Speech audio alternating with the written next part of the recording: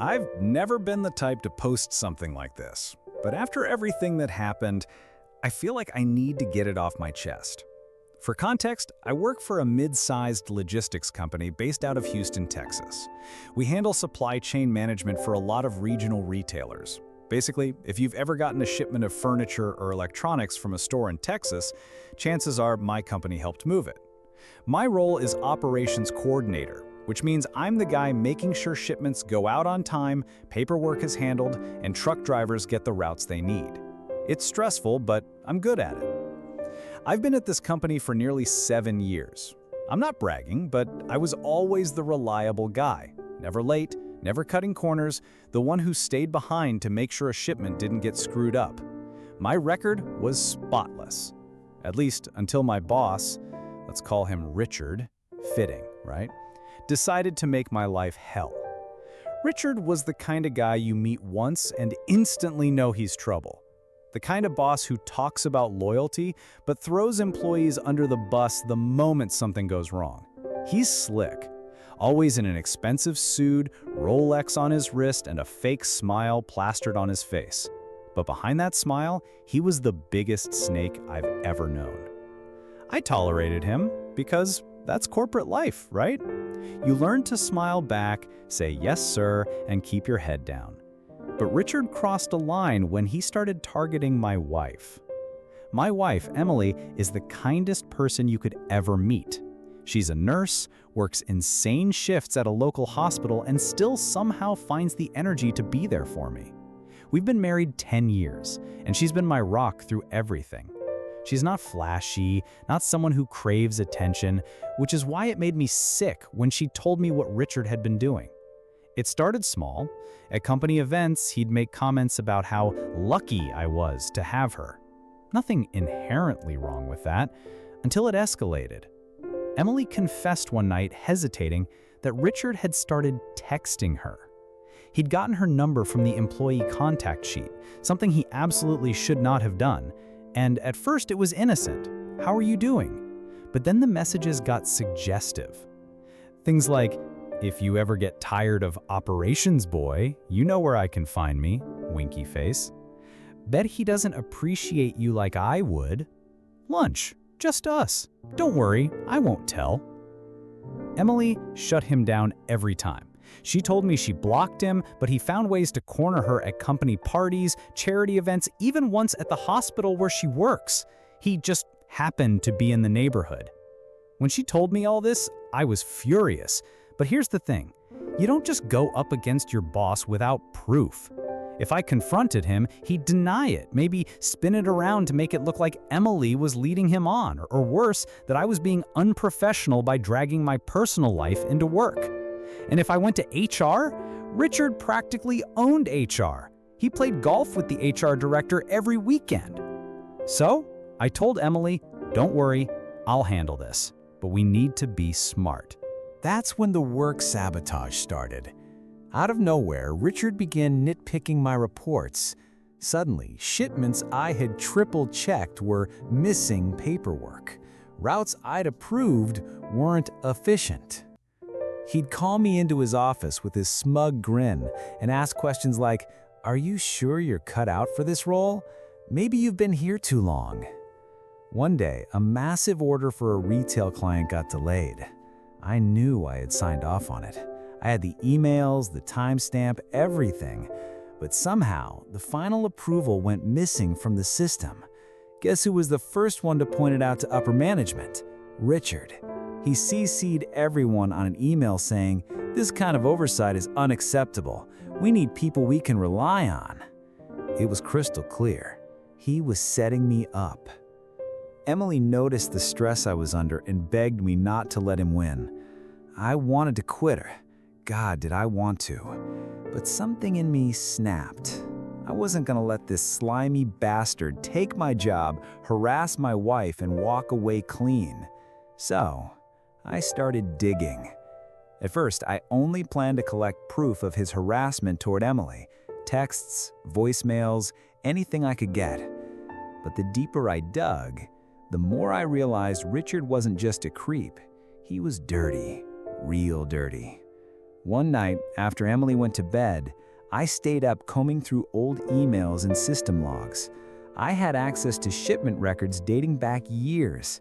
And what I found, well, let's just say this story doesn't end with Richard simply losing his job.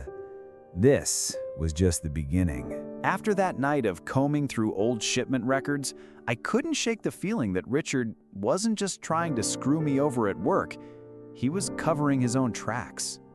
I'd been at the company long enough to know our systems inside and out. We have a digital platform where every shipment, every invoice, every route gets logged. Each approval leaves a trace, timestamps, user IDs, all that.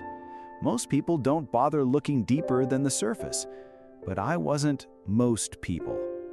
What first tipped me off was the way shipments were being routed. On paper, they looked legit. Goods going from our warehouse in Houston to Dallas, Austin, San Antonio. But the fuel costs and driver hours didn't line up. I started noticing patterns. Certain shipments logged as taking way longer than they should have, or fuel charges that didn't match the distance. At first, I thought maybe it was just bad bookkeeping. But then I noticed all these questionable routes were tied back to one manager's approval. You guessed it, Richard. I kept my mouth shut at work, but at night, I dug in deeper. Emily was supportive, even though she worried I was obsessing. She'd make me coffee, sit on the couch beside me while I pored over spreadsheets, and occasionally glance up from her nursing journals to say, "You're onto something. I can feel it." I cross-referenced the shipment logs with driver reports. That's when I realized some of the trips Richard approved never actually happened. The drivers had completely different manifests. Basically, Richard was signing off on phantom shipments. Money went out for fuel, labor, even overtime, but no goods were ever moved. He was skimming. And not just a little. By my estimate, he'd siphoned off at least $250,000 over 2 years. I knew I couldn't just walk into HR with a theory. Like I said, Richard was tight with the HR director. I needed irrefutable proof, something that even corporate couldn't ignore. So I started building a folder. Emails, shipment records, driver logs, even screenshots of suspicious payments routed through vendors I'd never heard of. Every piece went into a locked flash drive that I carried everywhere. If Richard somehow got wind of what I was doing, I wasn't about to let him destroy the evidence. Meanwhile, at work, Richard kept tightening the screws. He called me into his office one afternoon and leaned back in his chair with that smug grin of his. "You know, I've been getting complaints about your performance," I asked, keeping my voice steady. "You're sloppy. Late approvals, shipments falling through. If this keeps up, I may have to recommend alternatives." The way he said alternatives made my skin crawl. He wasn't just threatening my job anymore. He wanted me gone. That night, Emily told me she'd gotten another message from him. He'd used a burner number this time. "I know you blocked me, but I can't stop thinking about you. He doesn't deserve you." That was it. I was done playing defense. If Richard wanted to ruin my career and destroy my marriage, then I was gonna take him down with the truth. The break I needed came unexpectedly. I was reviewing invoices from one of our vendors, a fuel supplier supposedly based out of San Antonio. Something about the invoices looked off. The formatting was inconsistent, the logo slightly pixelated. Out of curiosity, I looked up the company online. Nothing. No record. No business license. It didn't exist. That's when it hit me. Richard had created fake vendors. He'd been funneling money into them under the guise of operational costs. I dug deeper and traced the payments. The account numbers didn't match any known suppliers. Instead, they were linked to a shell company, registered under a generic LLC. And whose name was on the LLC filing? Richard's brother-in-law. I actually laughed out loud when I found it. The arrogance, the sheer stupidity. He thought no one would notice because who the hell checks routing numbers on vendor invoices? Well, I did. At this point, I had enough evidence to make even HR nervous, but I wasn't going to risk it getting buried internally. Now, I needed someone higher up, someone outside Richard's circle of golf buddies and sycophants. So I reached out, anonymously at first, to a regional compliance officer at corporate headquarters in Chicago. I attached a few of the more damning documents, a taste, nothing that could trace back to me directly. 2 days later, I got a reply. "This is serious. Can you provide more?" I didn't hesitate. I sent everything. The next week at work was pure hell. Richard was circling like a shark, probably sensing that something was off. He nitpicked every little thing, yelled at me in front of coworkers, even accidentally left me off important email chains so I'd look incompetent. But I didn't care, because I knew what was coming. Then one Friday morning, it happened. A team from corporate flew in, suits I'd never seen before. They went straight into Richard's office, closed the door, and stayed there for 3 hours. By lunch, word was spreading through the building like wildfire. Richard was under investigation. I played dumb, of course, pretended to be just as shocked as everyone else. But inside, I was buzzing. That evening, Emily and I sat at the kitchen table sharing a bottle of wine. She looked at me with this mix of pride and relief. "You did it," she said quietly. "You finally got him." I smiled, but I knew it wasn't over yet. Richard was cornered, sure, but a guy like him, he wouldn't go down without a fight. And I was right, because the very next week, the investigation took a turn none of us expected. The week after corporate's surprise visit felt like living in a pressure cooker. The office was tense. People whispered in hallways, managers avoided eye contact, and Richard acted like nothing was wrong. He strutted around in his overpriced suits, barking orders, laughing too loudly, trying to project confidence. But if you looked closely, you could see the cracks. His hands shook when he held his coffee mug. His jokes got meaner. He was unraveling, and everyone knew it. One morning, I came into work and saw 2 men in dark suits waiting in the lobby. Not corporate suits, federal suits. The FBI. Turns out, once corporate realized the scale of Richard's fraud, they had no choice but to escalate. We weren't talking about minor embezzlement anymore. By their estimates, Richard had siphoned off close to $1.8 million through his fake vendor schemes. That wasn't just a corporate issue, that was federal wire fraud. The agents marched straight into his office. 5 minutes later, Richard was being led out in handcuffs. I'll never forget the look on his face. Gone was the smug, untouchable boss. He looked pale, sweaty, like a cornered rat.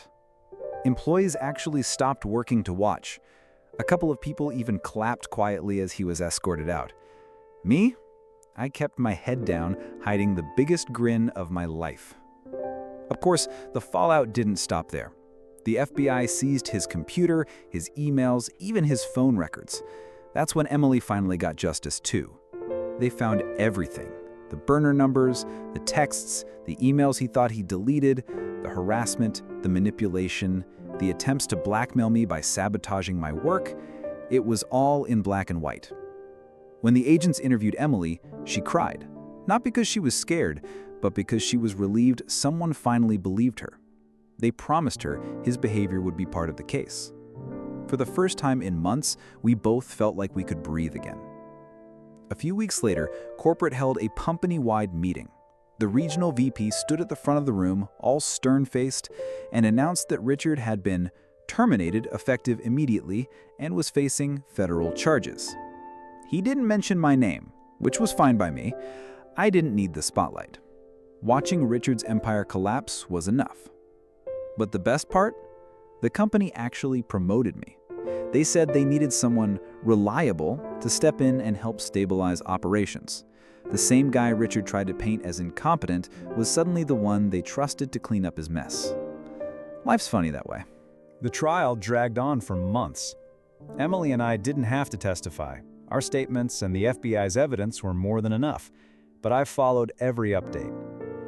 Turns out Richard had been running his scam for nearly a decade. Fake vendors, shell companies, even falsified maintenance costs.